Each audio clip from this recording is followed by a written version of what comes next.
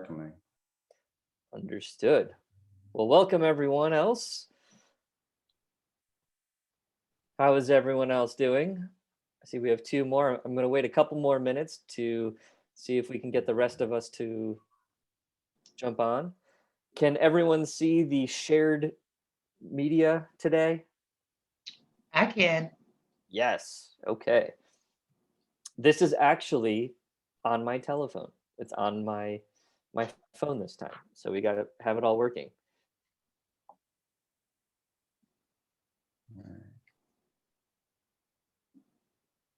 And to catch anyone up who missed it, what Waverly was asking for was a way to begin the one-on-one consultations with people just like me.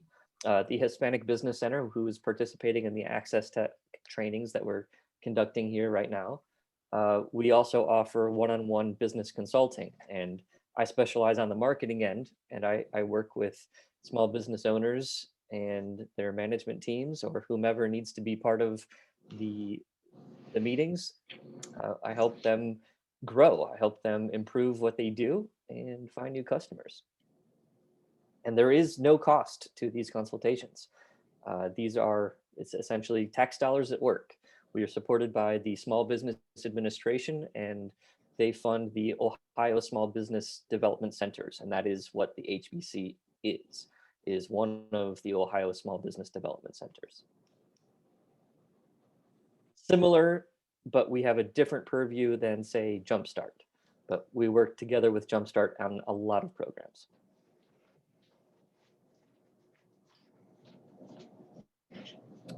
All right. Does anybody have any questions from last week that they thought of but didn't get a chance to address? Because that's one of the first things I wanted to see if anyone had any lingering thoughts that they wanted to clear up.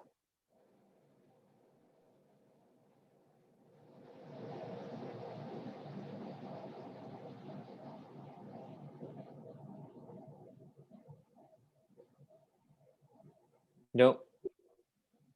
Nothing. All right.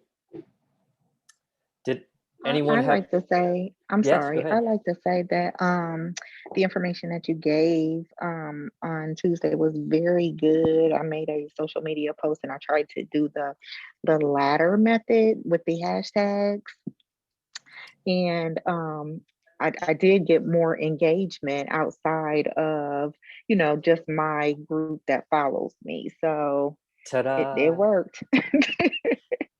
Yes, just always remember to start small. And by the Right. ladder, I just want to ensure that everyone has the understanding that the ladder is each tier of hashtags. So Hashtags. Yep. once you have mastered or dominated a certain set of hashtags, then you can move to another set of hashtags that are bigger, that have more Mhm. posts, and therefore more Mhm. competition.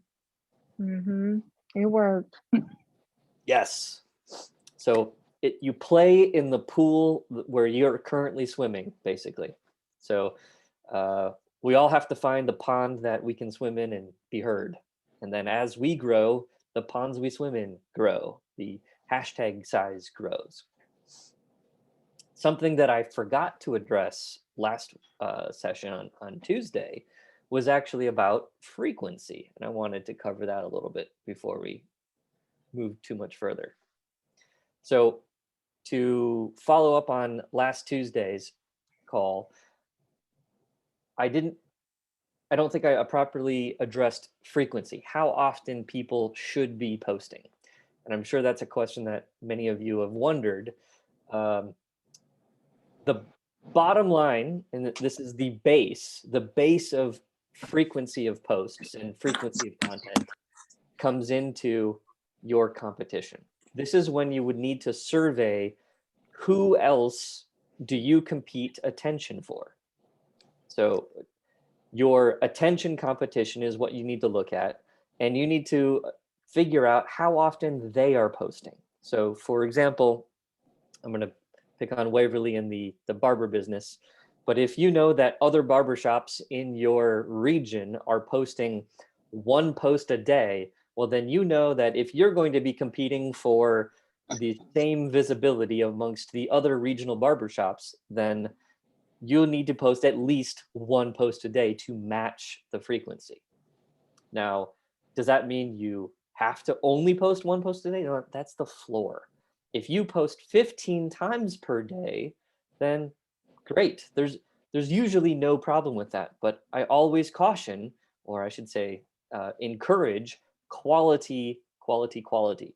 So if your posts have absolutely no meaning to them, and they're just accidental, yeah, just delete it, try again. But try to put something out there as often as possible. And one of the things that we'll talk more about today is, if you do something, document it. You do something, capture it. And it doesn't have to be any more complicated than that. But we are going to get more tactical today. I know that there was a request from many of you to get into how do you use some of these tools. All right, we can do that. So that's what we're going to do at the very end of today. But we do need to talk about Google My Business, because that is one of the purview elements of this workshop series, is to cover Facebook, Instagram, and Google My Business. And I saved that for today because it operates differently than, say, Facebook and Instagram. Michelle, do you have a question? Nope, sorry. Oh, no worries. Okay. And again, I wanted to offer one last chance to everyone on the call today. Are there any lingering questions about Facebook and Instagram algorithms and how the engagement and hashtag systems work? Because I'll be happy to address those right here, right now.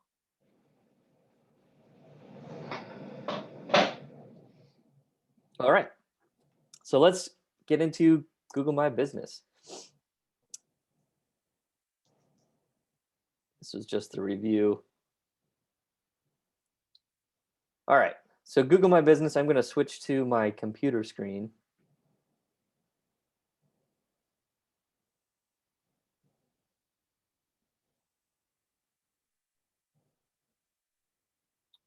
All right, so we've all probably seen it, whether it's on Google Maps or actually just in Google search. Businesses have a presence on Google that is their own control. And I say that with a grain of salt because truthfully, there's only two things on this digital world that we live in that as business owners, we can control. And that first thing is our customer list. Our customers is the first and primary thing that we can actually own and wholly control. The second is our website. Our website is a property on the web that we do have full control over whatever appears there. However, there are lots of these partially controllable properties like our Facebook pages, our Google My Business profile, our Instagram profile, all of these other profiles or properties where we can inject our own content, but at the end, we're still playing by other people's rules. We still have to abide by Facebook's terms and conditions and making sure we don't offend anyone. And with Google, it's a little bit more open in the sense that it's not a social network. It is a search engine that tries to answer people's questions. So when it comes to Google My Business, this is their answer to help people find the products and services that people are looking for in the real world. So in that case, this is their answer. And it's completely free, just like Facebook, just like Instagram, to use on an organic basis. Now, just like the other ones, there are ads available. Of course, that's how Google makes money. But we don't always have to engage in paid promotion. Typically, it can be one of the most effective and controllable ways to expand your reach, especially with a limited amount of time. If you have more money than you do time, I do encourage you to explore paid approaches to exposure because it is effective and it's predictable and it's controllable. You never have to spend more than you're comfortable, but it does take a different approach than, say, the organic methods of uh, producing content. But the content creation game is much the same. All right. So again, back to Google My Business. You can sign up for free if you haven't done so already. I highly recommend that your business be on Google or have a Google My Business profile, even if you are a digital only business, because you can make the entire world or the entire country your service area. All right. So one of the things about Google My Business is that there are lots of them. And we're going to go ahead and just jump in the background here and let's look at this one. This is a business that's they've only been operating for a couple months, and they started maybe 6 months ago. And what they are is they're a Latin American sandwich shop. They happen to be one of the HBC's incubator companies out of what translates as the Little Shops Incubator, and we call it Tienditas. And they're doing pretty well without much effort. This profile in particular has not had much attention paid to it whatsoever, but is already producing 1,700 plus interactions with the profile in the last month. So that's what activity means. All right, starting from the top, what people see is the profile. And the reason why this is lumped into the entire social media marketing is because it works much like the other properties, because you can actually make posts. You do get your typical profile.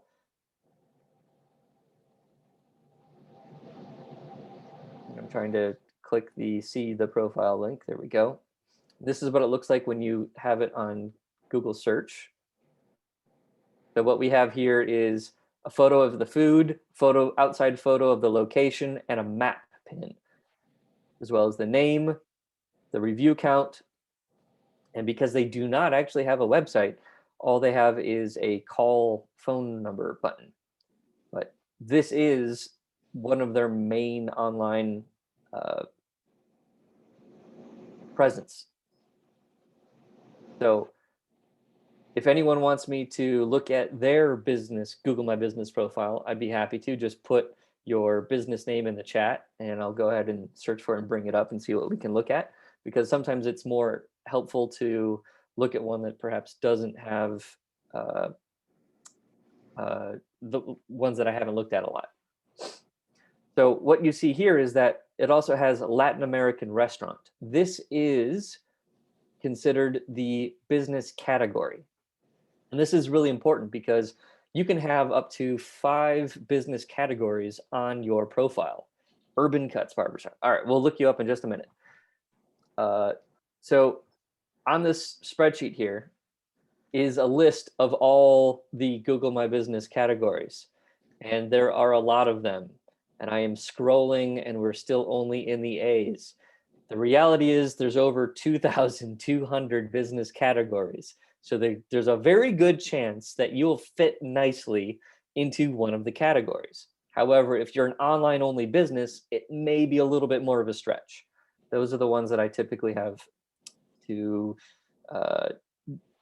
juggle between a couple different categories. But you will always have a primary category and then you'll have secondary categories. You always want to pick your primary category as the best fit as to what you do for your customers. So let's look at barbers. So if we look at barber as our search term, it appears 3 times in this list. We have barber school, barber shop, barber supply store.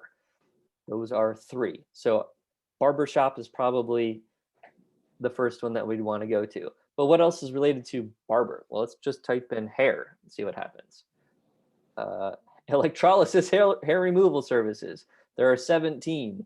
Hair extension technician, hair extension supplier, hair removal service. I'm not sure that would apply, but it probably is still technically correct. Hair replacement, hair salon, that might technically apply and be a good secondary category. Hair transplantation, no. Home hairdresser, not exactly. Laser hair removal, mobile hairdresser. Not sure how that came up with hair. Oh, wheelchair. Okay, table and chair rental. So no, yeah, hairdresser.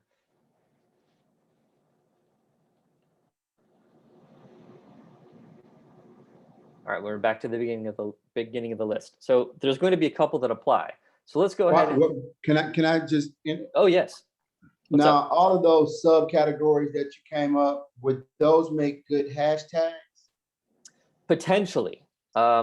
Specifically though, for hashtags for you, you'll want to look at what your other barbershops are actually using just to take a look at in the beginning. I haven't done marketing for a barbershop in a long time, so I'm not exactly sure what the current barbering related hashtags are. Like they might not be what you would think they would be.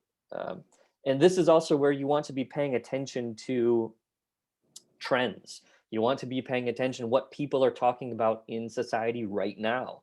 Obviously, the pandemic has everybody's attention, but we're probably pretty tired of hearing about it all the time. So playing off of that is also something that's very doable. How you do that, I mean, the creativity is endless here. So however you do it, just do it. You can, there's so many different ways of creating content and then repurposing it. All right, so let's do urban cuts. So if I'm going to do the main key phrase, urban cuts. All right, check it out. Even in the search field here, I see urban cuts barbershop showing up. And that is also because Google is looking at me as and my personal Google profile is being injected here, as well as my location. I can remove my own Google profile by opening a incognito window. Does everyone know what an incognito window is?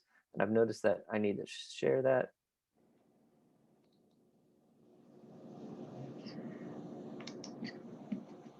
Can you expand on what an incognito window is, please? Sure. So does everyone see the dark screen? It says you've gone incognito right here.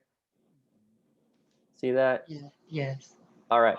So what this means is that my browsing history, my browsing profile, anything that a search engine can learn from the behavior that I have on my computer is no longer attached to the next search query.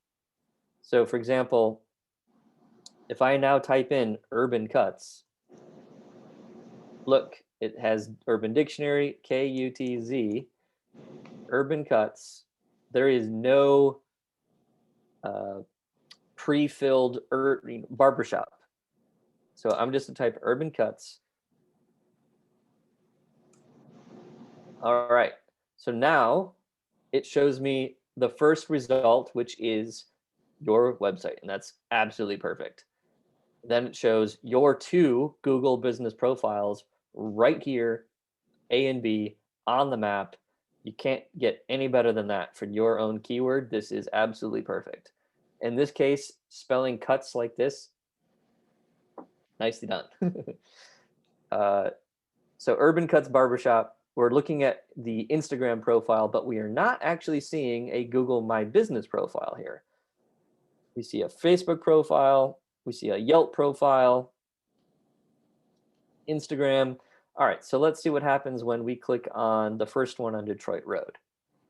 So this takes us over to Google Maps.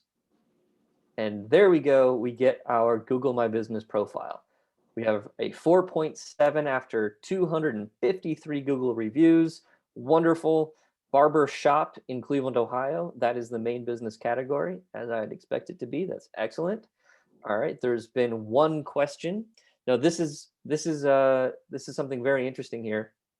So most of us, we think of social media as probably picture based at this time or video based. But on Google, questions and answers are huge because anyone can ask a question and they should all be answered. Let's see if this one's been addressed. All right, the drive you have going on for free haircuts, is that only for Black people? I ask because it says for minorities. And it says, we are a very multicultural shop that will always remain inclusive for everyone. Thank you for asking. Okay, that was 5 months ago. Do you remember answering this question? Was that you, sir? All right.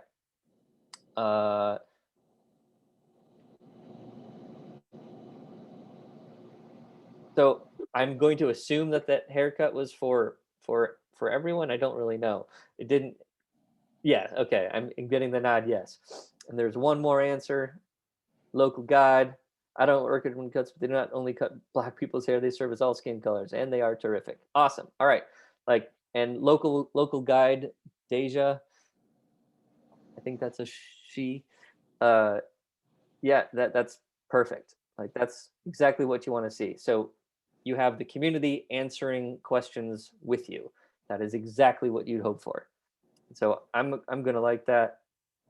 Oh, actually, I'm not signed in, so I can't like it. And now it's gonna ask me to sign in. So I'm gonna go back. And this is what happens when you're browsing outside of your browsing profile. Now, if I went and did this exact same search by comparison, urban cuts, I went search.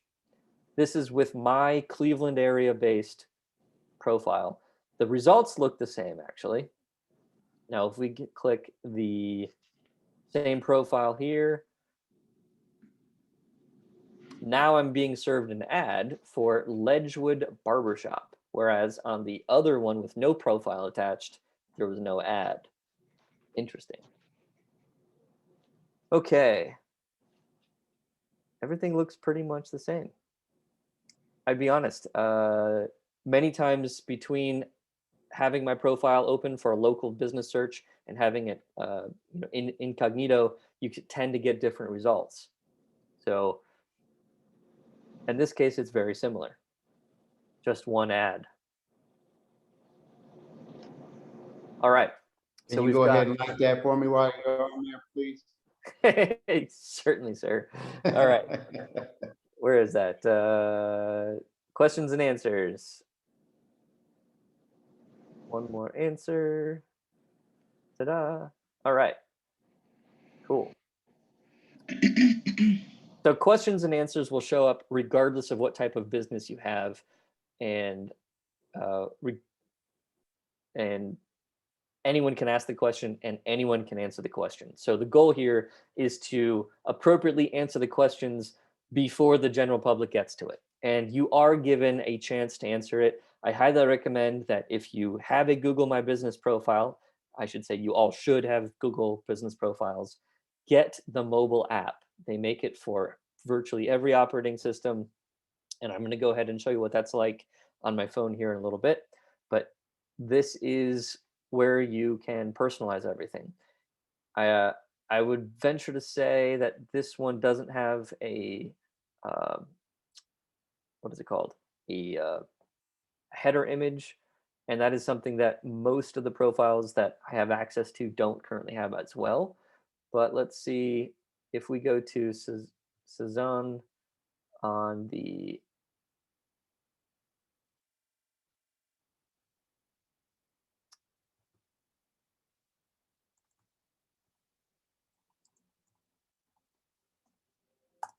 incognito window. There we go. There we see it. All right. So really, we just see pictures, and they don't have a link to a menu. They don't have a website.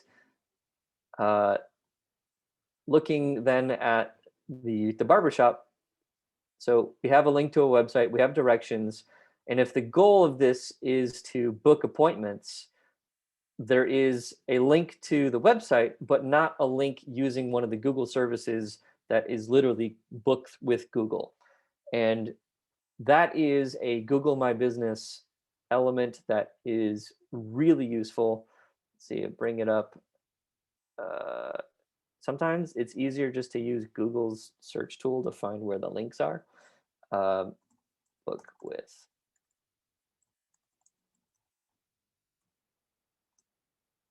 Google, and you can see, oh, that's not it.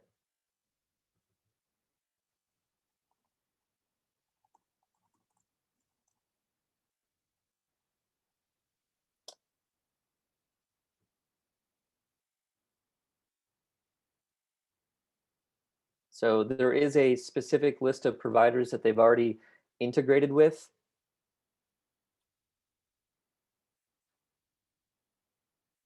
There we go.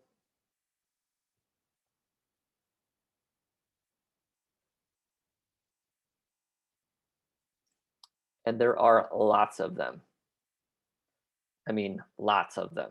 So there's virtually one for every industry out there, and many of them serve multiple industries. So any one of these services is going to work very well for your business. Pick and choose your favorites.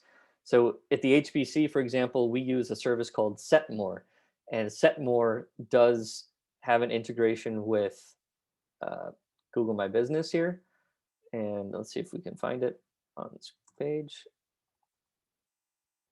Doesn't have that one. Setmore. I don't think any of these are listed in text, but the two that I use most of the time are, we're actually on the first wave of integrated partners. So if you do take appointments, Waverly, I do recommend that you engage in the appointment system. And that works with restaurants too, because you can book a table or straight to a menu or straight to a takeout order placement service. And if you're in the restaurant industry, there are free services now because of last year's shutdowns, where you can actually put your entire menu up and run your own takeout, online ordering and takeout system without having to pay for anything but the transaction fee. And Square does that probably most efficiently. If you're not using Square, you might want to look into it. They do charge a moderately competitive rate for transactions. It's like 2.9% plus 30 cents. All right. So Google My Business is really big for keeping your customers up to date, because most people today, if they're looking for anything, they're going to first check to see, well, during the pandemic lockdowns, it was super important. Are they actually going to be open? Are they seeing people? So there is a highly specialized type of post in Google My Business, and that is the COVID update post. A COVID update post is going to be prioritized over all your other content. It's the one post, regardless of platform, that's always going to make it to the top of the list and not be subject to typical algorithm changes based on engagement ranks. Yes, Waverly. You said to pull this page up, what did you look up again? I can put this in the the chat, the link in the chat. Okay. Okay, thanks. So that's where you can find a list of partners to handle your booking services. But Waverly, what do you use right now to handle credit card transactions, for example? Well, both my shop is not a commission shop, so everybody's an independent contractor. Oh, okay. Some people use Square, some people use PayPal. Most of us use Square though. Okay. I would probably recommend that you get your barbers together to agree on a booking service so that people can book in advance if they'd like to, and it's simply up to them to participate if they would like. Right. Well, the way in my head, since everybody's an independent contractor, and I actually tried that. It's been a tragic debate every time we meet about, like, I use Style Seat, some barbers use the Cuts, some barbers use the Booksy app. So what the client would do is click on the website and everybody's individual booking apps are right there. And I mean, to answer your question, I've been trying it for so long, but trying to, I guess it's lost in translation through me trying to tell them the importance of uniformity is, is actually paramount. But again, they make their own decisions, and, they're independent contractors. So, Well, as a commission shop, they rent their chair space from you, correct? no, it's not a commission shop. They're Oh. independent contractors. So then they So do it's a booth rental. booth rental. Okay. Right. So- So they pay me every week, and I write them a receipt. They pay their own taxes. They, that free and clears me. After I give you your receipt, I know what I'm gonna give Uncle Sam. and you do what you do with Uncle Sam. Makes sense. All right. Well, as the proprietor of the space, and I would only do this if you think it would go over well enough. But you can say, starting X number of months from now, we're going to unify our booking system. And if you would like to have your booking link on Google, you should participate in this booking system. And we're going to pick one so that people looking Good. for urban cuts will all have an equal opportunity to book with their favorite provider. Period. Okay, And you that's a good can't do idea. that with all different ones as you've found. Right. And that explains why you have your homepage as your appointment link rather than Right. an appointment Exactly. link to a booking service. Right. That's Okay. it. Thanks. Yeah, I would just say, look, we're going to make a change. This is going to be for everyone, and we're all going to have to get on board. And this is to make it better for all of our customers and make it easier for them to find us, especially when they find us through search. All right. And that goes beyond just Google. Anywhere that you can put a booking link, you now only have one place to put a booking link, and everyone has access to update their profile and manage their own schedules. That would definitely be my recommendation. But I would say that you have the power. It's like change of operating procedure. Here's your warning. We've got time to make the adjustments. Starting, I don't know, June 1st, everyone will be on this appointment system. So, all right, back to profiles. Let's see. We've covered that. We've covered the bookings. All right. When it comes to products and services, these are going to be really important for anybody who sells physical things, as well as services, even like haircuts or any sort of beauty treatment, if you will. This also goes for yoga. If you sell yoga classes, yes, Linda, thank you for being here. You have the ability to post about either your in-person or your online classes. And what you would do, actually, you know what? Let's transition to the phone. This way we can see what most people are going to be dealing with. But the business, for example, let's go to this one. You have the ability to make posts on here. And like I said earlier, the COVID-19 updates are always going to be the ones that never get pushed down. They're always going to be the first thing that a customer is going to see as the most important update. And obviously this won't last forever.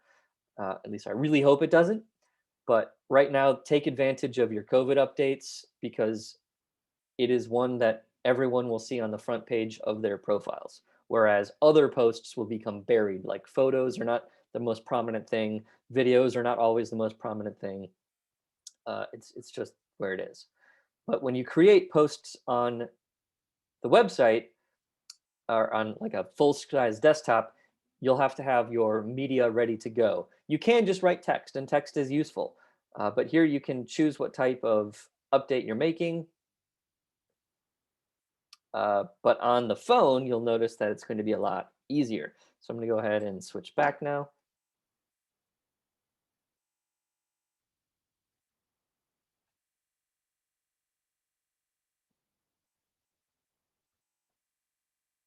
Ta-da! All right, it's working. So just going to go out here. All right, so let's go to Google My Business.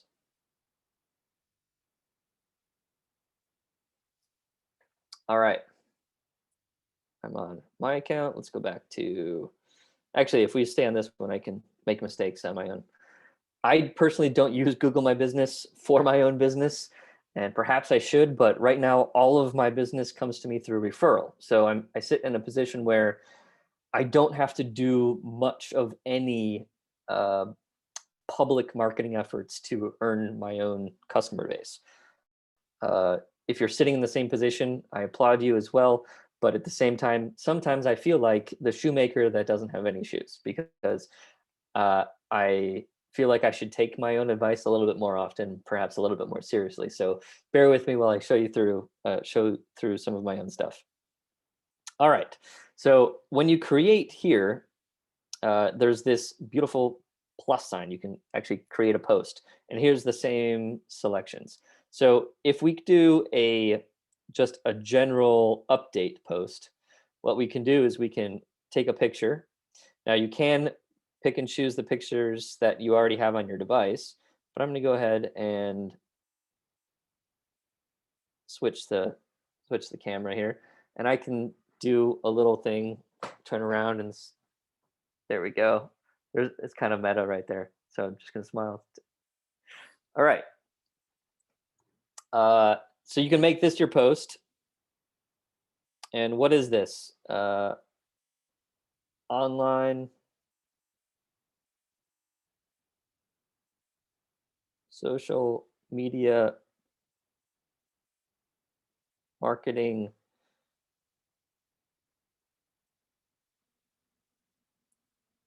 workshops. All right, and then I can add a button. All right, so I can book, you can add your booking link right here, but let's just say learn more. And I will put in this case, I'm just gonna use my home page.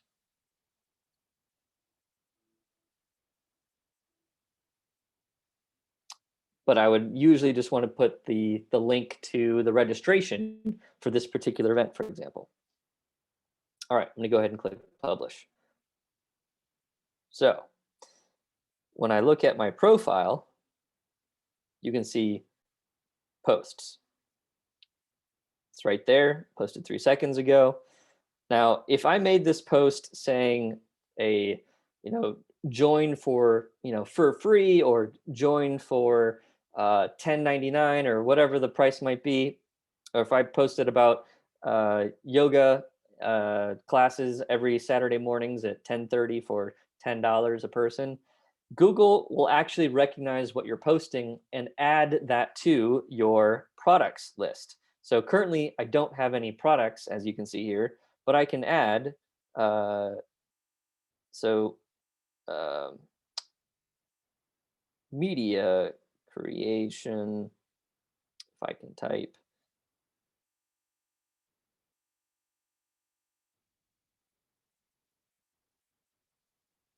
Product category,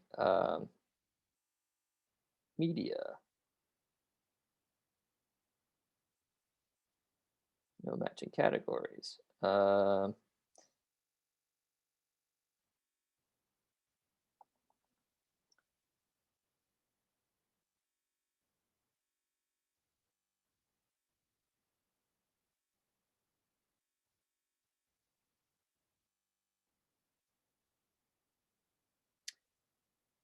Price range, minimum price, say $4.99.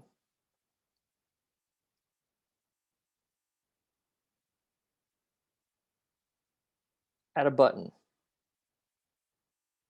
Learn more.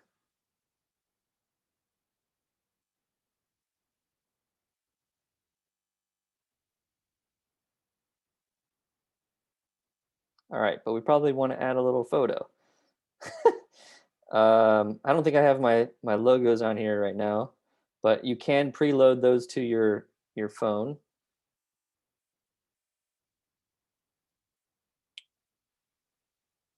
I'm just gonna press, okay, so it requires a photo.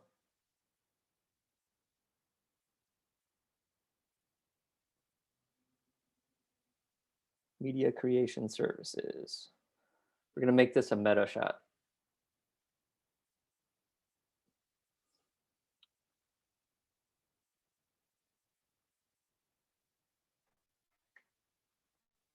All right, so publishing. Now this shows up as one of the first pieces right here. I can always remove it as well.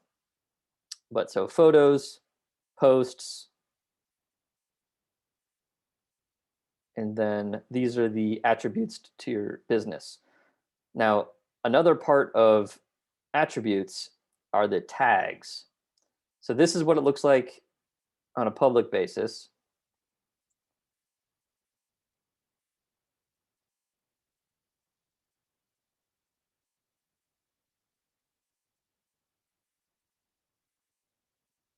We can edit our profile.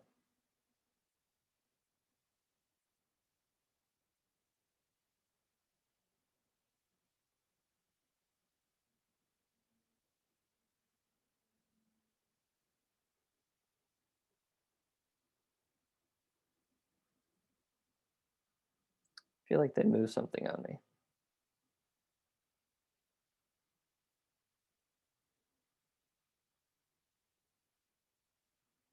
Yeah. So this is where you can edit your profile.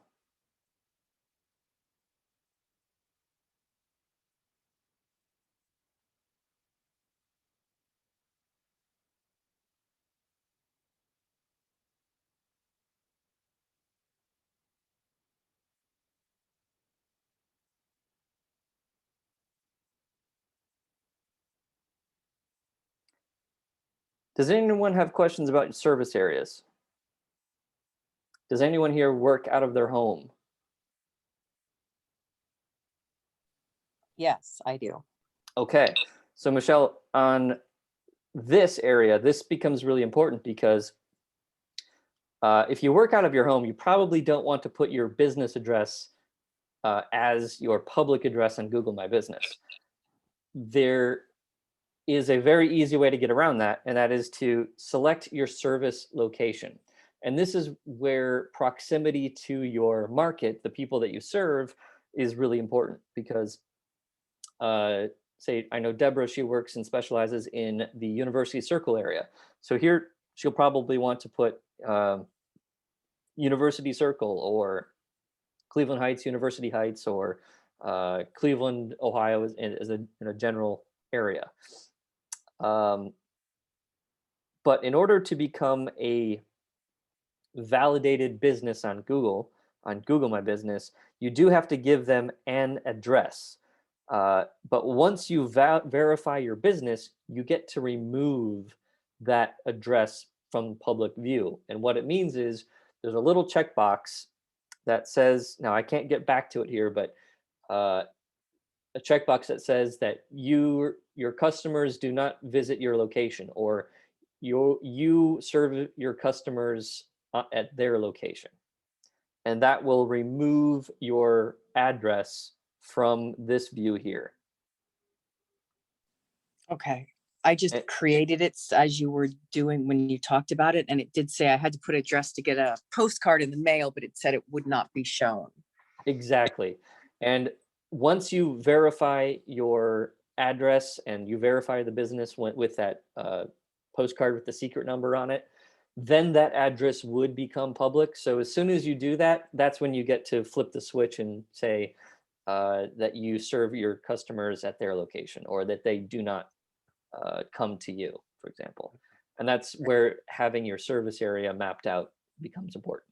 The good news is once you've created your profile, you've got 4 or 5 days before this postcard arrives, or right now maybe like 7 to 10. You get to spend some time putting all the information in. And this is where it becomes important. Believe it or not, with a profile that has virtually zero information on it, I still get inquiries from this Google My Business page. And I think it's because of the categories here.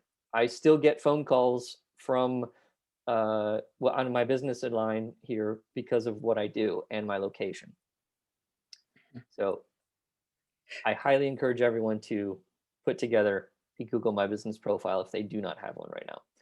So under service area, because I ship worldwide, I mean, I just picked some of the top countries that I ship to because I didn't see anything that said worldwide or internet based. Is that the correct thing to do? That's exactly what I would do. Service area, just pick your top markets. Okay. Yep. And what Thank you. becomes important for someone like you, Michelle, is that once you're validated, is to increase your review count. The goal is to get 5 reviews as fast as possible and to maintain a 4.4 review rating or better. That gives you, that's 4.4 better on Google is the top tier. Anything Okay. below 4.4, you lose the advantage of having a high ranking or high rating. It doesn't mean that you have a bad rating at that point in many consumers' eyes. It just means that Google doesn't give you the extra exposure because of your rating. So your direct competitors are going to be compared against you. And what you will notice is that you're not necessarily finding exposure coming to an internet business or an e-commerce business because of your local business profile. But when it comes to ranking signals for your business, if you have a high service rating and review rating on your profile, it will contribute to your overall SEO. And is it a big factor? It's not typically huge, but it's an estimated, depending on the type of business, anywhere from like 12 to 28% in the last I heard. Oh, okay. So it is a factor, but it's not everything. Your main SEO factors are still going to be the primary drivers of search exposure, organically, I should say. All right, moving on. So Google My Business, it's probably more valuable to most local businesses than Facebook or Instagram combined. If you're not on it, get on it and use it well. Now, we're covering 3 different platforms in this workshop, and that also begs the question, well, which one should I use? Well, I would recommend that you get on each of these platforms, but pick one as your primary. And that goes with all of them. So if you've already mastered one, then you can go ahead and start really playing deeper in another.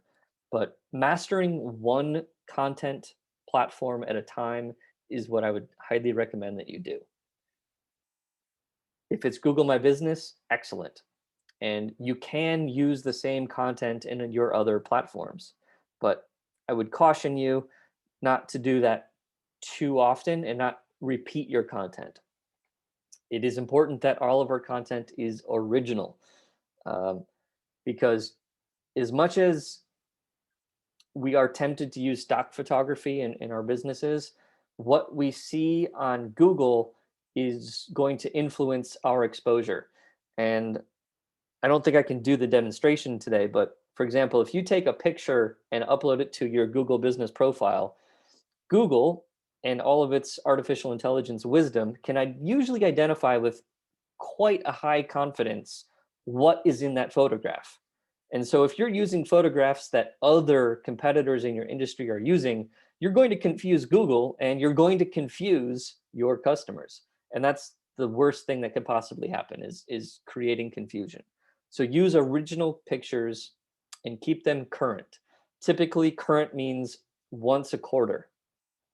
That means if your Google business profile is getting customer fed images and you're getting them on the regular, like every week or every other week, that's excellent. That means there's less of a pressure on you as the business owner to continue pushing new content into the game. Doesn't mean that you shouldn't. I would recommend that you do, but you're sitting in a position where your customers are doing a lot of the work for you, and that is the goal. Um, so always use original content, because Google knows what you're putting out there, and it can, in making sure that that content is related to your business. So if you are in the dog grooming business and you show pictures of dogs, that's going to be a good thing. If you're in the health and fitness business, showing pictures of weight training or exercise equipment along with people exercising, again, showing what you do is exactly what we want to see. And again, I opened this workshop today with the concept of, you do it, you document it. You do something, you talk about it. That's all it is. That's all social media is doing something and talking about it. And that kind of rounds out what I wanted to cover with Google My Business and recapping the last time.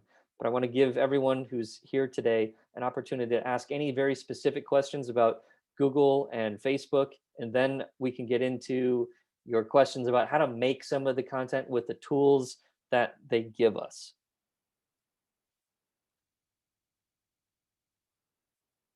So any questions right now on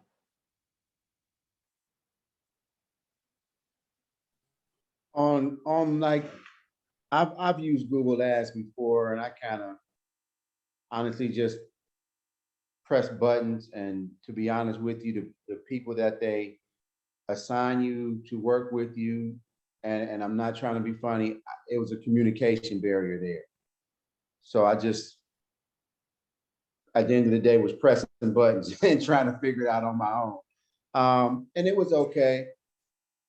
Far as proximity, what do you suggest? Because in the perfect world, I want to cut everybody's hair, but I know realistically, do we do a 10-mile radius, 25 miles? And I mean, we do get customers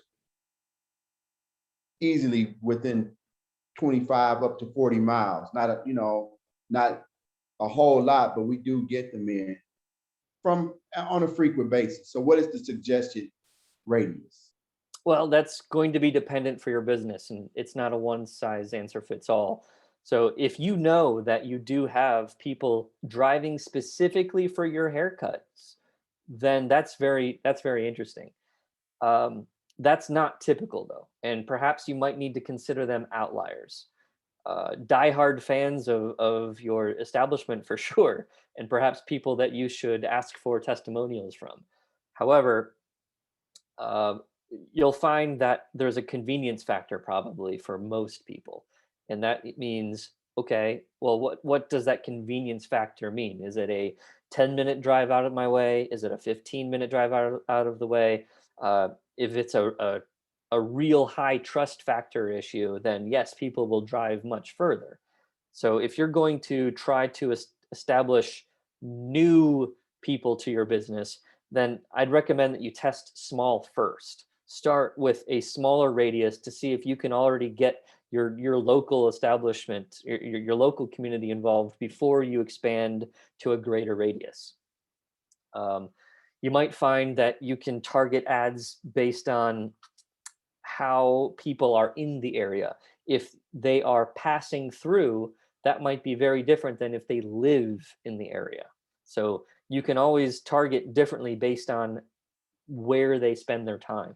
And if, interestingly, you can also target your competitors' locations. So literally targeting on the map saying, you know what, I only want to target ads for people that went to 5 of my closest competitors and see if there's any unhappy customers that need a better haircut. And so you can literally do a campaign that says, all right, well, I want to cover the 500-foot radius around my competitor's barbershop and run an ad that says, got a bad cut? We'll fix it for free. Come and give Urban Cuts a try. First one's on us. Mention this discount code one time only. Something like that. So there are ways that you can create different strategies based on the information that Google knows about people in the area.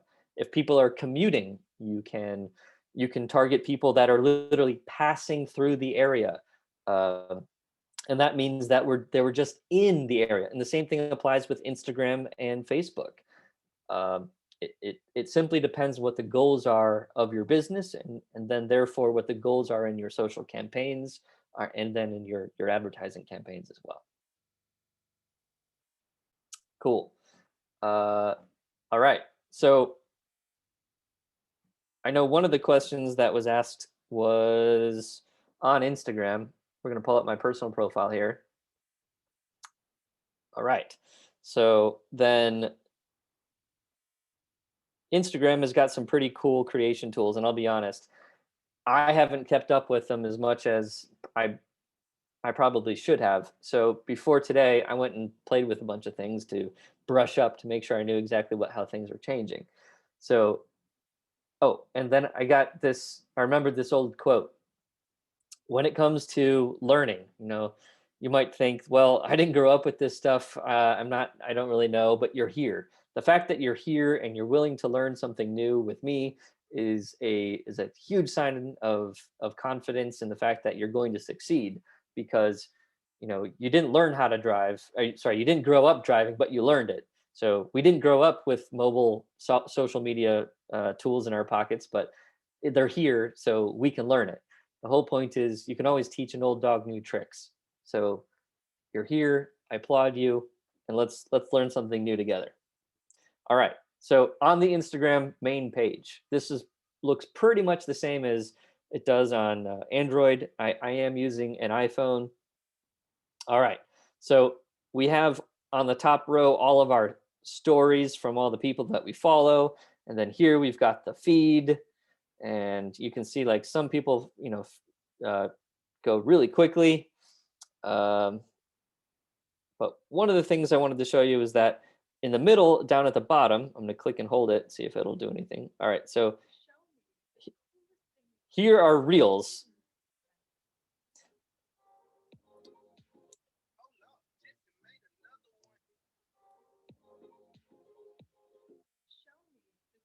All right, I'm getting out of that because there's a lot of audio, and I'm not sure you can hear it or not. Reels are Instagram and Facebook's version of TikTok, essentially.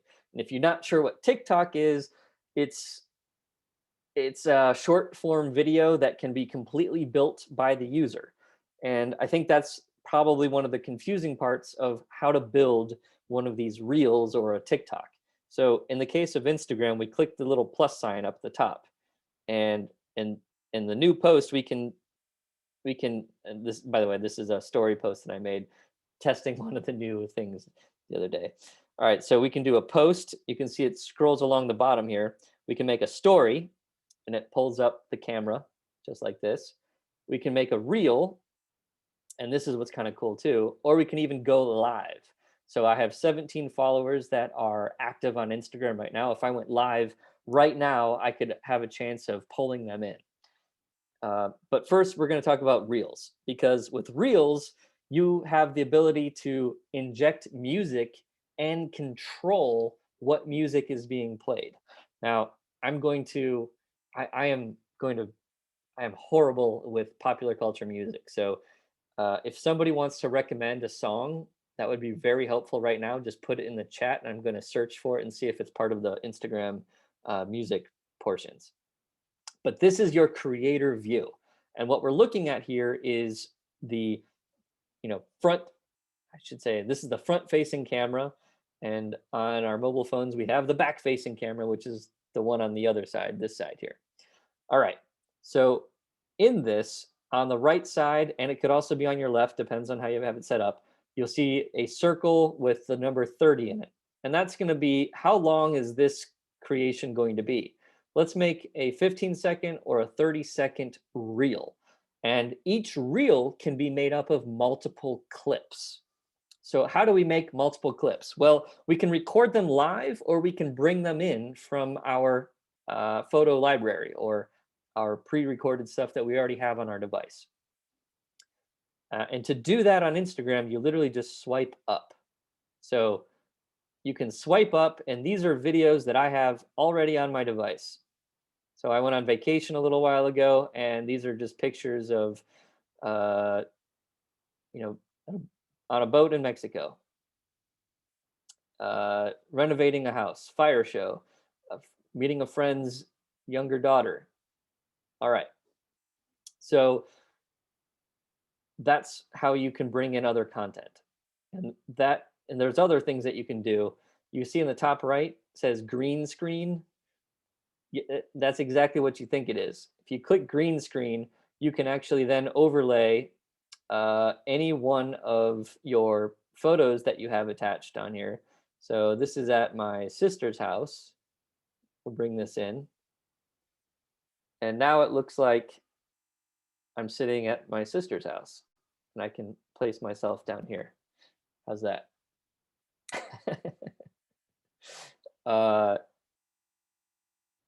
So that is how you can set up a green screen, and you can be the talking head in the corner or wherever you need to be. I can literally just click on it and adjust myself anywhere I need to be. All right. All right. Dua Lipa. I don't even know what this is. All right, we're gonna try searching for Dua Lipa. And you said you're doing all this on your phone right now? I am on my phone. Yes, sir. All right, so Dua Lipa.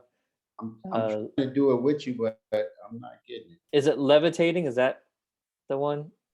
Yes. All right, so second one or the first one? Featuring Baby? Da Baby? Either or. All right, we're just gonna click the first one. And we're gonna add that. So now our music is full. Now here's what's fun. All right, so if we're gonna click on the,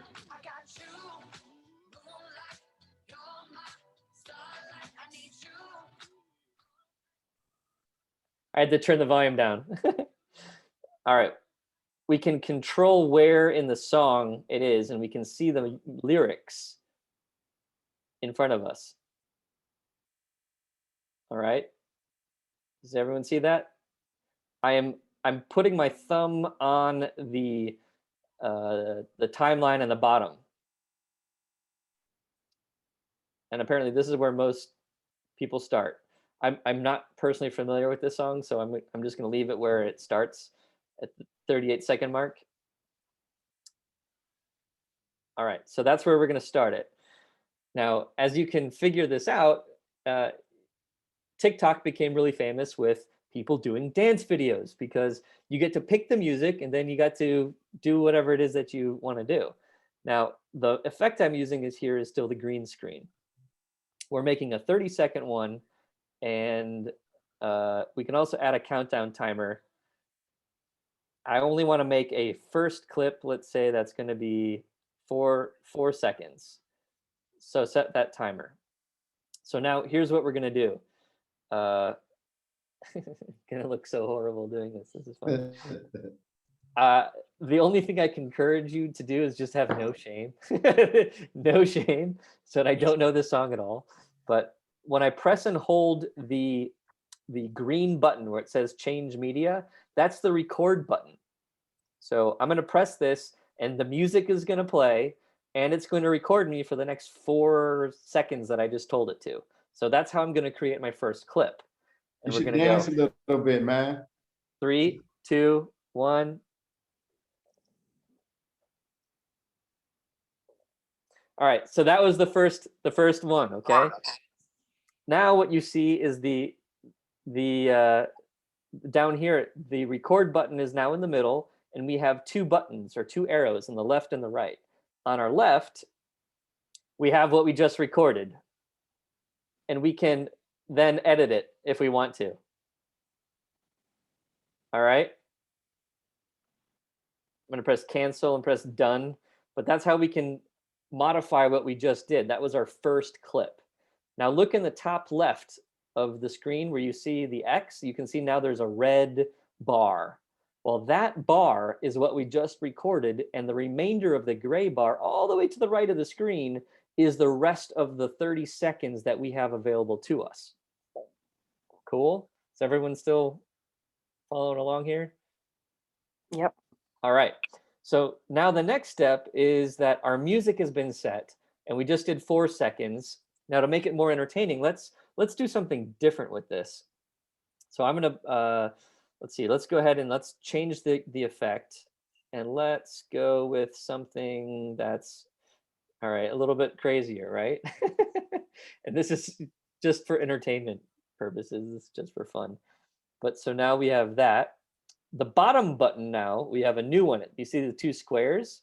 This is an overlay or a line button. So now if we were trying to do a really cool effect where we wanted the transition from the first clip to the second clip, this is how we can set that up. Now I'm going to try to get my face in the same place. Here we go. All right, so now that we're aligned, I'm just going to press and hold, and then, and I'm going to do one more thing at the same time. I am going to see if we can do this really, let's do this really slow motion. So this is also how you can add effects that are impossible to do in real time. All right, you'll see what I mean in just a second.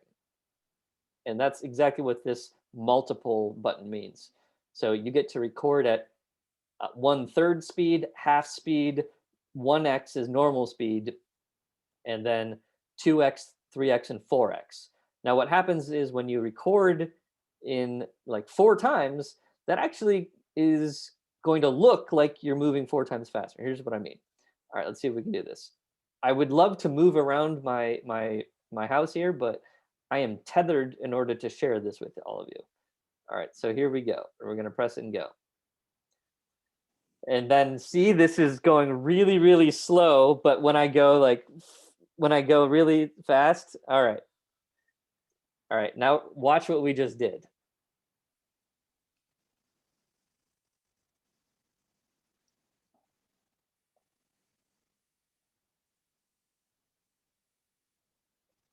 See that?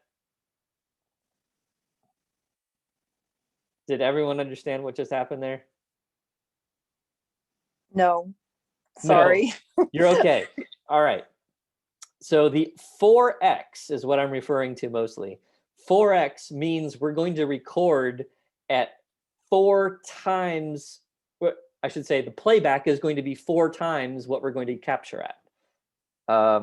This is essentially how you can do slow motion and fast motion all at once.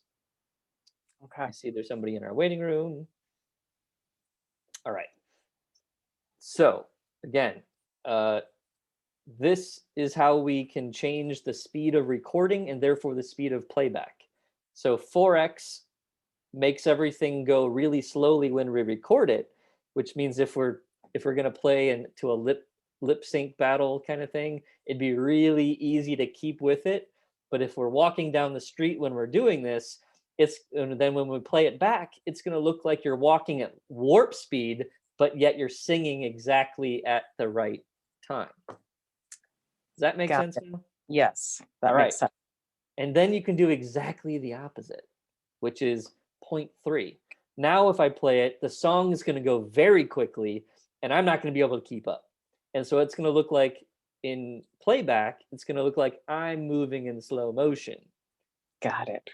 All right, so we'll do that real fast. But you know what? Let's play with another effect, only because we can. What is this one? Oh boy. Tap to change. Whoa. I get different ones every time I turn this thing on. All right, so this is going to be a good one to show you the slow motion thing. All right, here we go. All right, so now we're going to play back what we just did.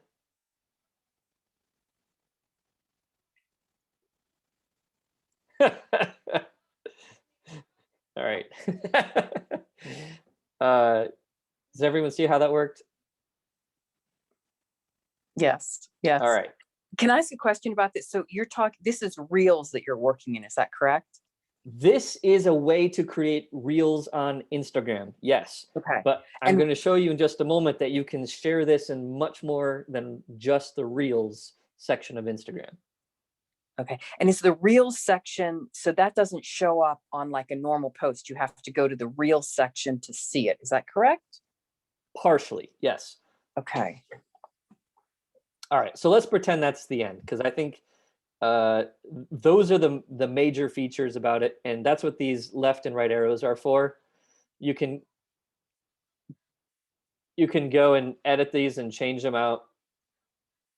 So it does have it to have a bit of forethought before you create something helps a little bit, but again, it doesn't really matter, because if you're just going to be capturing, say, the progress of a haircut, you can, take the first section, take the second section, and then say the reveal at the end in 3 different times. But you don't have to keep this thing open the whole time. You can just pre-record that and just pull in pre-recorded media. So in this case, let's grab that and let's make it big. How do I? All right. I'm just going to add that. So now you can see that it's also in the Reels. All right. and Reels versus, because you can go live in Instagram too, correct? Yes.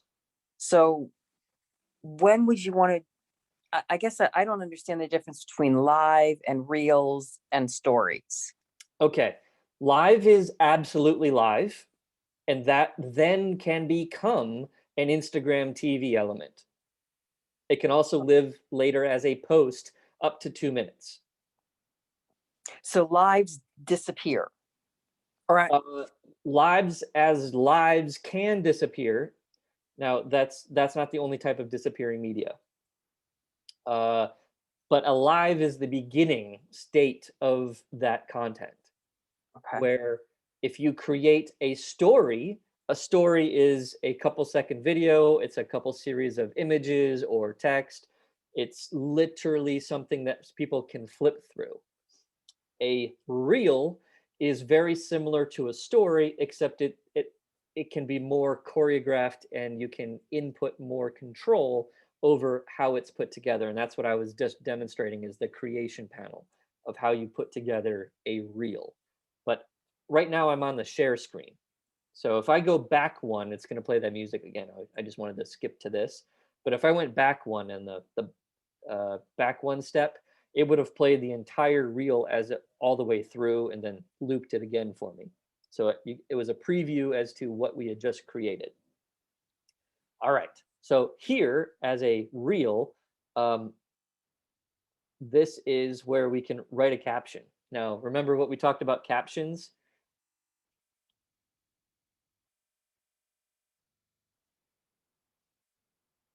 All right. We can type whatever we want. And if you have a pre-written one, like for example, you'll notice on my keyboard, I have no way to press return. There's no enter button, but you can open a new note. For example, ask Siri. Open a new notepad. I found these items. All right. So then here in Notepad, you can create your caption, and then you can also add all of the emojis that you ever wanted to. There we go. And then you can actually copy and paste this entire piece back into your element. So we're going to do that and press OK on the caption. Here's the ability to tag people. If we were all connected on Instagram, we could tag it. I think this is ridiculous. Do you have what's do you have what's your name on Instagram? Cole Worley, it's just my name. Oh, Coleworley. okay. Oh, okay. All All right. right. So we can tag people. So let's say, see if Urban Cuts is a Urban Cuts Barbershop.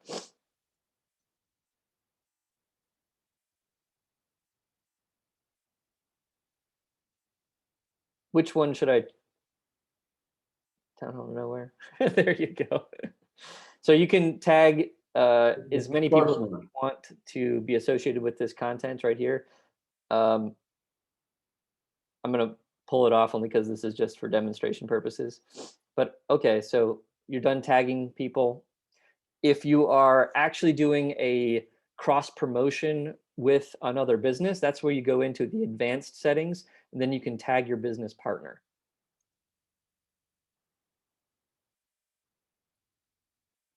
And that applies to business profiles specifically. So you can only tag other business profiles. All right, so then we go to share. So right now it's uploading this to my feed. So now if I can go to, hold on, wait for it, sending it.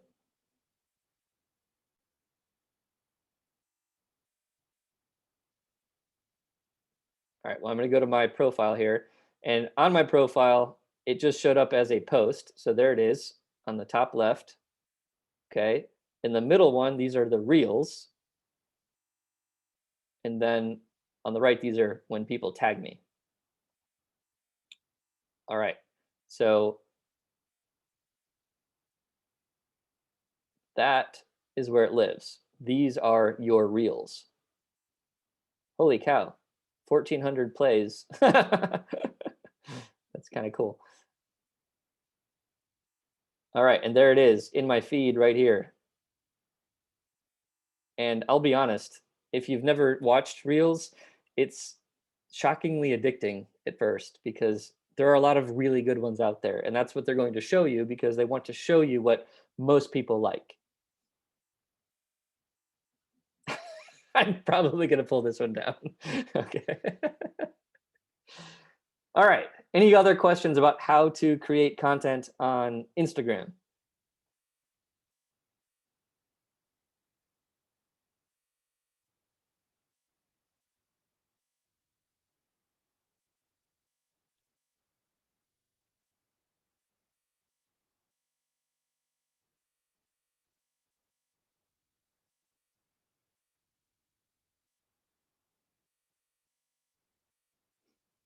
And I honestly just encourage you to play. There's a lot of cool tools that are available to assist you in your content creation efforts, but I'd say keep it simple and sweet. And if you are going to be a talking head, just keep it short and sweet. Now, notice that the story content creation is a little bit different. So stories, you still get the full frame, full vertical frame, just like in Reels, compared to posts, where posts are going to be purely squares. That's how Instagram started. You still only get the square format when you create posts here. When you create Instagram ads, you do get 2 more aspect ratios that you can play with. But stories are 16:9, reels are 16:9, and live is also 16:9. But that's the content where you can go there. And there's a lot of overlap between what a post can be, what a story can be, and what a reel is. For example, there's a new feature since I've loaded this today, the multi-capture. So you can probably do the same thing. I guess it's you take one picture and that's pretty cool. And these are the functions and yeah. So then you can do the super zoom. It's going to play back. And then here at the end of a story, you can choose to send it to your stories, which in my case, I've enabled it to send directly over to Facebook as well. Oops, I did it. But my friends are going to think I'm a little crazy right now. I don't normally post that much. There you go. Okay. Who wants to go see Facebook? All right. So I highly recommend that you get on Facebook for Business. Now, what that means is that it's a different app. They've actually changed the app name. It's now called Business Suite. You can see it right there in the middle of this setting. And these just happen to be apps that I use a lot for business. So if you go to Business Suite, you might have multiple pages for your business, specifically if you have multiple locations or different product lines, or however you've decided to give social public attention to different aspects of your business. And especially if you have more than one business that you manage, you'll want to be able to manage all of your business profile pages all in one place. And this is the app that lets you do that. All right. So if you click on the icon on the top left, you can switch between the pages that you manage. Let's see. Which one should we go to? All right, this one's doing a lot of fun stuff right now.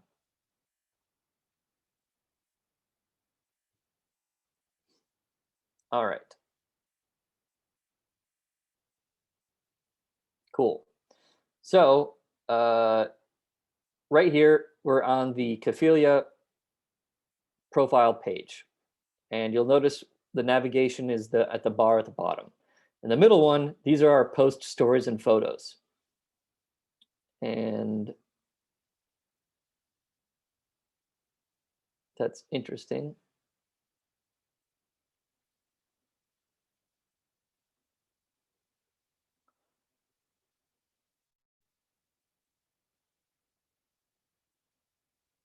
All right, so one of the other things that I always recommend that people do is that they batch their work.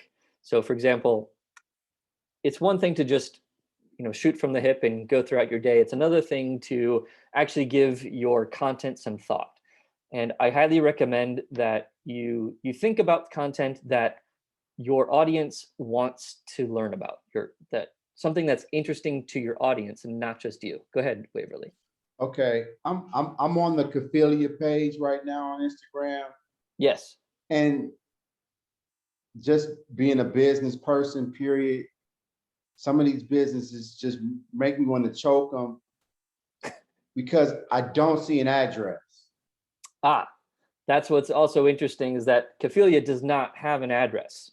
Okay, It's not a business that you can walk into. They don't serve customers at a particular location. Cophelia is a membership. And okay, perhaps they need to do a better job at explaining that from the get-go. What is it? Well, it's not a business. It's not a coffee shop. It's a membership to in coffee their defense, it says the subscription to quality local coffee shops without the waste. So there you go. Yes. okay, And that's all what they right. do. So right now they're running a campaign. They've published it at both places, meaning Facebook and Instagram here, and they've collaborated with a handful of others. So meaning the other people tagged. All right. And that just went out, I think last night. Okay. So when you create in Facebook, it's slightly different in that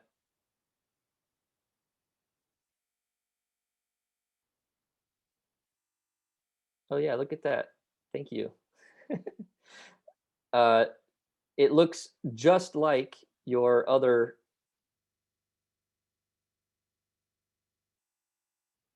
your creation, but for example, this is what you'll see. This is the post creation tool. It's also the place where you would go live. Now, because this is an account that I don't want to mess with, I'm going to go ahead and discard this.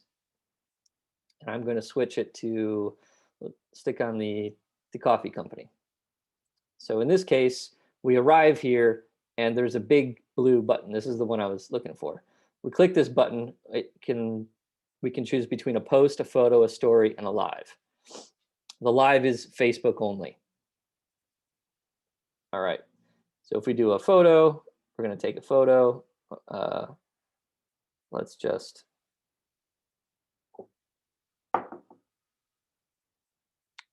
we'll do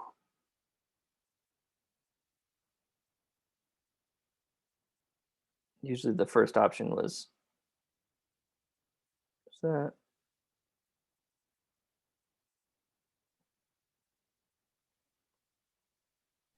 While you're doing that, So can I ask you something real quick? yes.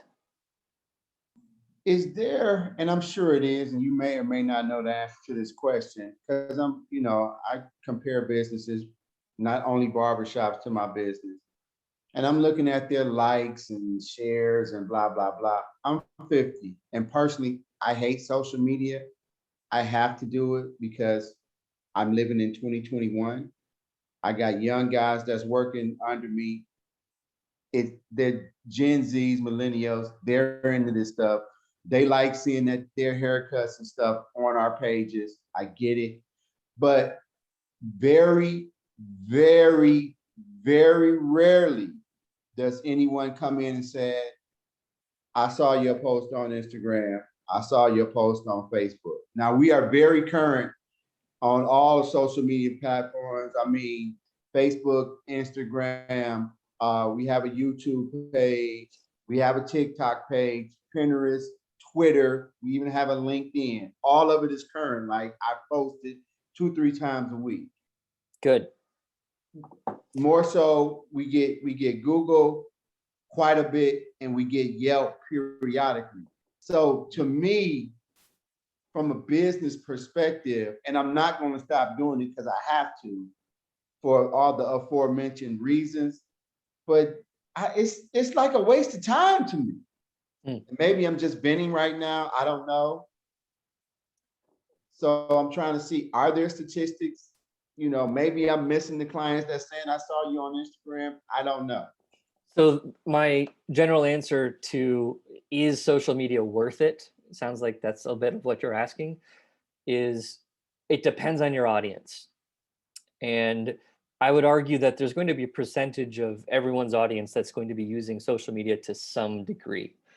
Now, how much of available or how much is it worth it to your business is going to be a unique answer. But in general, the way that we all as modern members of our society consume our entertainment has changed. If you remember back in the 90s, the popular TV shows would achieve tens of millions of viewers a night. That is unheard of today. And we saw as the spread of cable networks and satellite TV networks and the number of specific topic TV channels grew to the hundreds that we can subscribe to, the overall viewer count decreases because there's just more saturation. And the population is not growing at the same rate as interests and the available programming. There's so much content out there to consume that we just can't ever consume it all.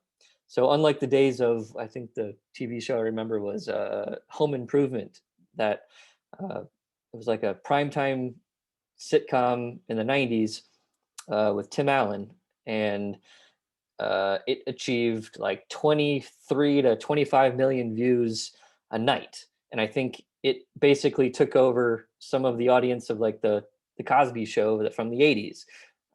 Like that family drama or the family comedy was a super popular thing at the time. Still is.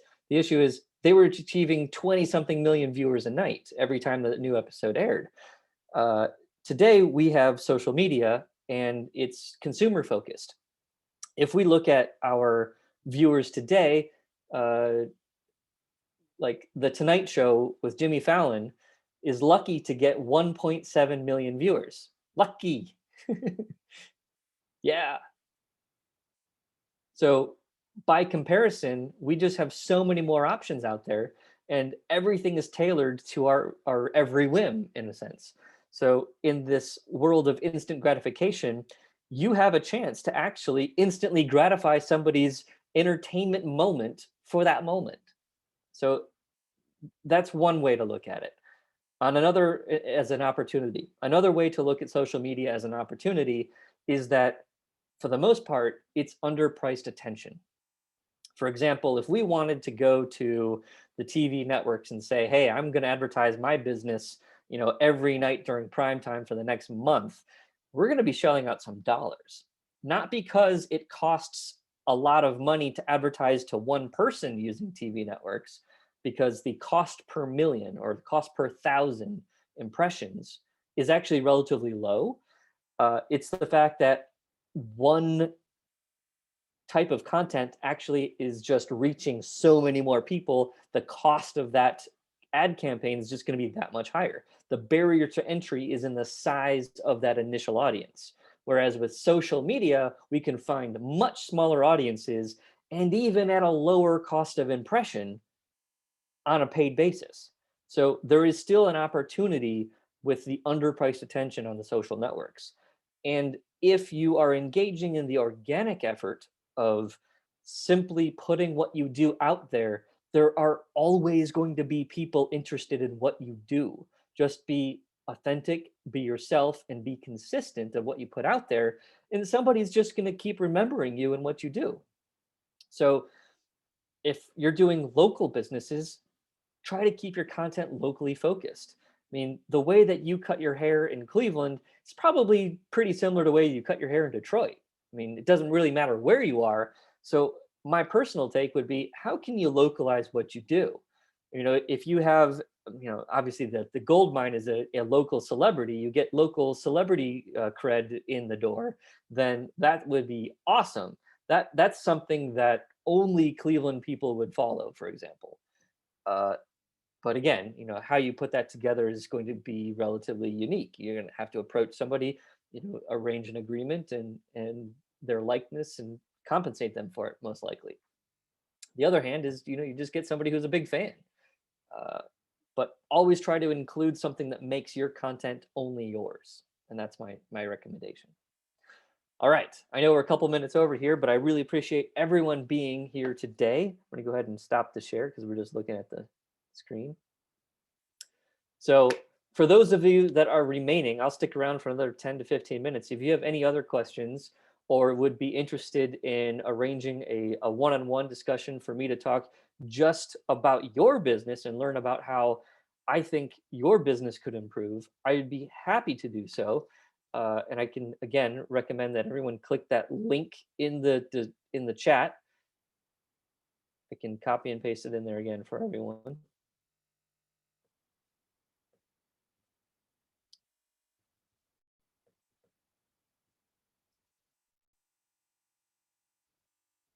That's the appointment link to get on my calendar if anyone would like it.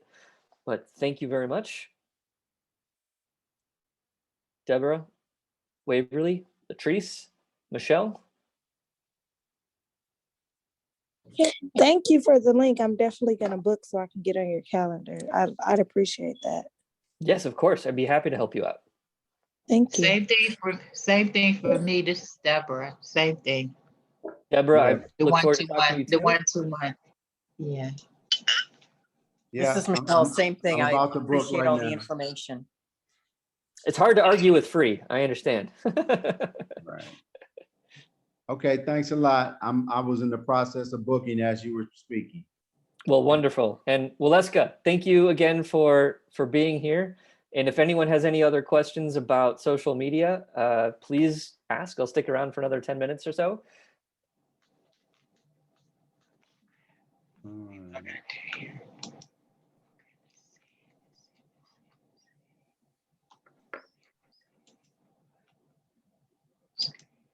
So you said that you don't use social media or Google at all? Because you're on a referral basis? For my own personal business, I very rarely do. But for my clients' businesses, yes, all the time. Now, was it always like that? Like when you first started, did you use Google, or you've always been on a referral basis? Thankfully, I've always been on a referral basis, meaning I feel blessed I can say that. Okay. I was actually pulled into the consulting role, if you will. I didn't set out to become a marketing consultant. It's something that it was an evolution of what I do. I've always worked with smaller brands and businesses, and it became a collective experience where people recognized that and asked me to help them out on projects. And one thing led to another, and I just kept doing it. And apparently, I made people some money, and they told other people about how I made them some money, and they kept calling me. So that's how that Okay. worked. So in your opinion, from your professional opinion, what platform has been, and this might be a difficult question, what platform has been the most beneficial for your client from a broad perspective? From a broad perspective, I want to say Facebook ads as a paid medium has probably been the most impactful over the last 5, 6 years. I mean, it was just so inexpensive to get so much attention on Facebook that it proved very lucrative for a lot of different businesses. Okay. Instagram to the same degree, but more on the more recent side. But we're in a shift right now because the past year, I mean, we saw a lot more people spending a lot more time online, but we also saw a lot more advertisers starting to advertise on these platforms. So the demand for available screen time actually became tighter. So the cost of attention did increase over this past year. Uh, I'm a big fan of always testing something new for a business that seems reasonable, and I always like to try to put together a way to test such that it doesn't cost arms and legs, but we can dip our toes in the water and figure out, is this something we want to continue and pursue? But obviously we're always going to have to be investing something in the learnings, and it doesn't mean that we don't get anything out of it. We learned that we shouldn't spend thousands of dollars on, say, TikTok. It means that we shouldn't have spend any more money with this type of ad program. So it simply depends, and everything as an investment in advertising in that regard is an investment in learning what to do better. So I don't think of it as a waste.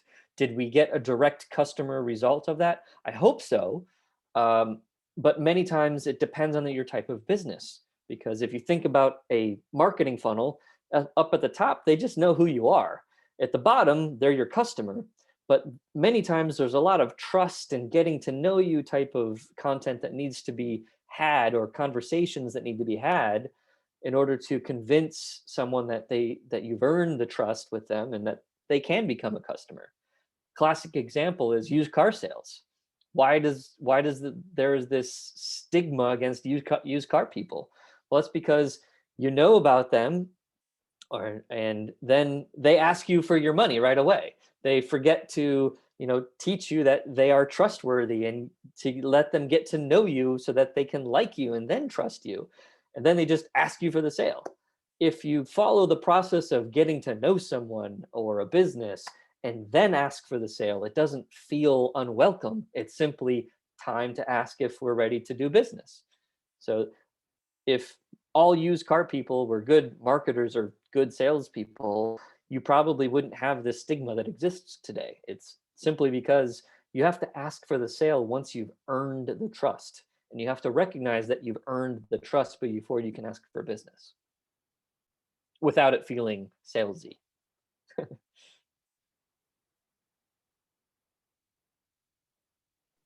Okay, well, I appreciate it, and I'll definitely be in touch. Sounds good, Waverly. I look forward to it. All right, have a good one. You too. Michelle, Waleska, anything else I can help you with right now? No, I'm just gonna go to that link and hopefully book an appointment with you. I wrote it down because I'm on my phone now instead of the computer. So Got it. Oh. I would encourage you, just click the link right now. It should open up in another page in a browser app, and then you can come back to it. Because once I close this session, the link will disappear. okay. All right, I just did that. Great. Thank you so much. It was really beneficial, and I look forward to talking with you in the future. Sounds good. I hope we all learned something today. I had a lot of fun putting this together as we saw. All right. Definitely. Thank you. Bye-bye. Bye-bye. All right.